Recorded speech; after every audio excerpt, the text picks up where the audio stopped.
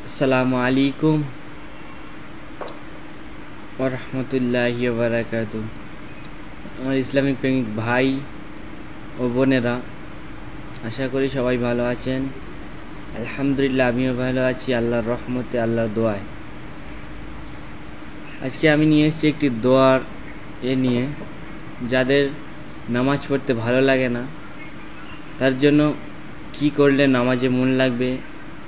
নামাজে অনেকেই অনেক কাজে ব্যস্ত থাকে, তার জন্য নামাজ পড়তে পারে না, কিংবা নামাজে শয়তানের ধোকায় পড়ে যায়, নামাজ পড়তে পারে না, নামাজে মন লাগে না। তাদের জন্য যে একটি দোয়া বলে দেবো, ইনশাআল্লাহ সবাই পাঠ করবেন। চলতে ফিরতে হাঁটতে বসে আছেন, টাইম পেলে পাঠ করবেন, ইনশাআল্লাহ কাজ হবে।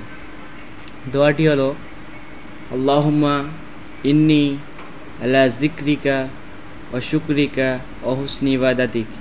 ইনশাআল্লাহ সবাই পড়বেন, আশা করি নামাজে মন লাগবে।